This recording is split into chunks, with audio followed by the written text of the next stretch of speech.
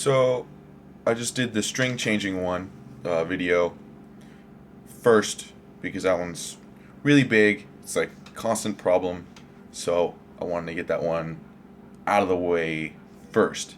But there are a number of other topics that I feel like also are very deserving of having videos out there. So that way, number one, let's say you're a student and you kind of didn't fully get what I was saying. Well, guess what? Now you'll have something to review on my most common topics. Number two, let's say you're a parent and your student's telling you, no, he didn't give me any homework. I have nothing to do with music. I don't have to do anything. Well, boom. Now there's something that parents can be going to see what it is that I am teaching. And there's no such thing as me never giving anyone homework. It never happens. At the very least, you have notes to remember, scales to remember, and warm-ups to be doing on a daily basis. So there's always homework to be doing. The last one last reason for doing videos is to give students kind of like a little more structure for things that they could be practicing while at home or stuff. Because, I mean, here I am at my home and I'm going to be doing these exercises with you guys in these videos. So, number one, first one after strings is going to be the warm-up exercises. I feel like these are extremely important and nobody gives them enough importance for what they are. Regardless of if you're practicing any music or doing anything, even if you don't feel like doing music that day, you should still take 10-15 minutes, do your exercises. I feel like it is extremely important to keep your brain remembering, hey, this is something I'm doing on a daily basis, to reinforce what growth you have with your instrument. So here we go. I'm going to grab my instrument and we're going to record this. Alright, so the exercises, we're going to start with the most simplest one. It's the first one I have every single student do, and that's going to be just like the walking up. You're doing 0, 1, 2, 3, and then 4, and then obviously you can come back down in reverse. So we'll go ahead and do that one first. Here we go.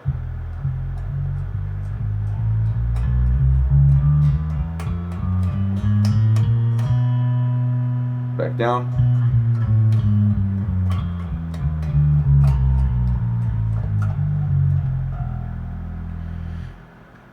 The main thing that I want to stress when doing this exercise, especially this one, but the other ones as well, is that speed is not the key here. The key with the exercises, as with really playing music in general, is not to do it as fast as you possibly can. Is to do it precisely as you can. So every single note should be heard loud and clear. If it's not, replay that note. So if you come up and you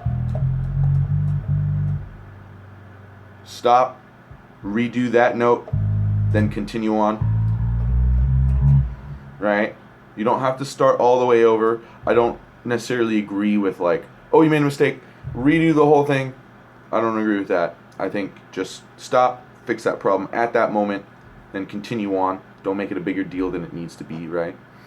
So now we have that initial exercise done. So let's go ahead and move on to the other one that I have a lot of people do, and that's going to be a 1 2 1 2 1 2 1 3 1 3 1 3, and then 1 4 is 1 4. All right, so here's what it looks like.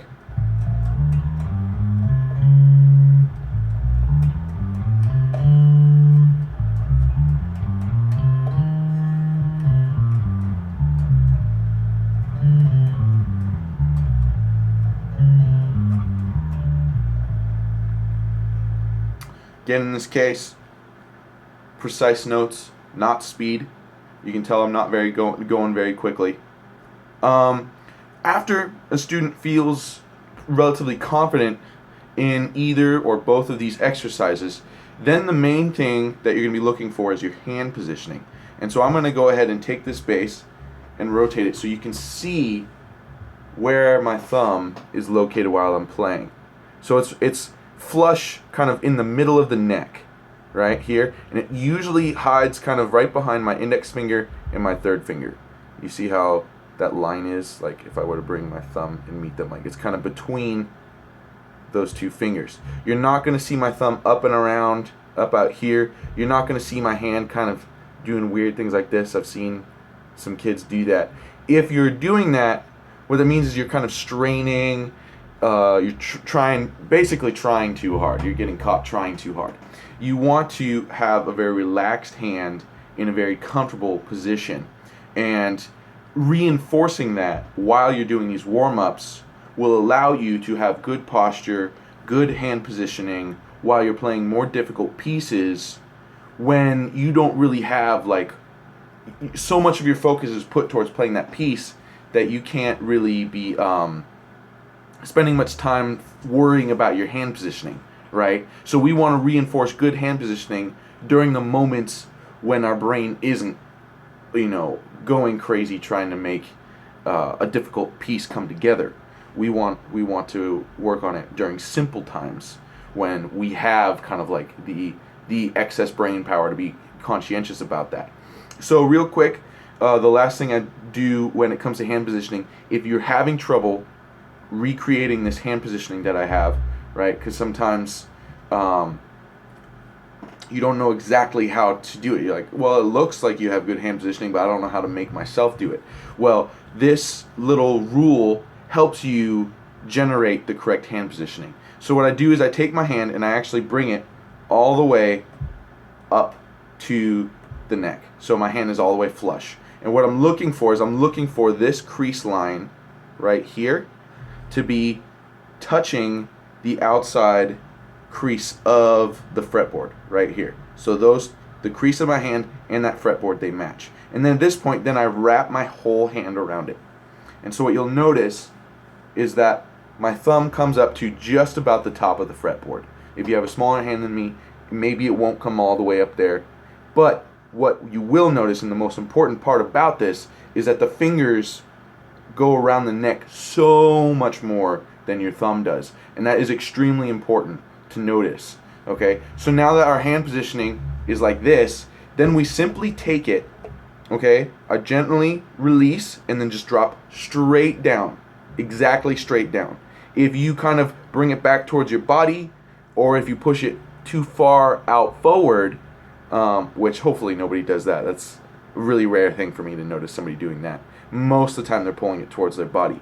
So what you want it just straight down, straight flush with your instrument. Once your fingers are about reaching the top of the fretboard, that is perfect.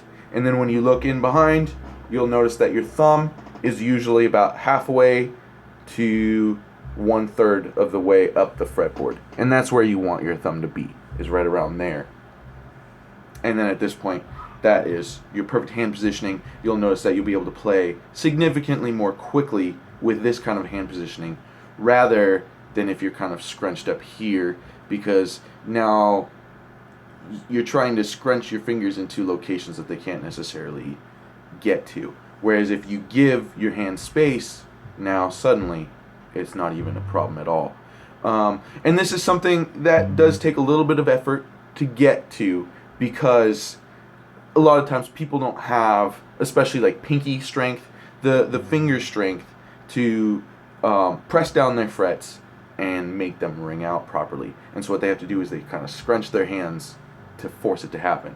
And we have to fight against that initial instinct to do that, to make sure that we have proper hand positioning. Alrighty, I hope you guys found this helpful.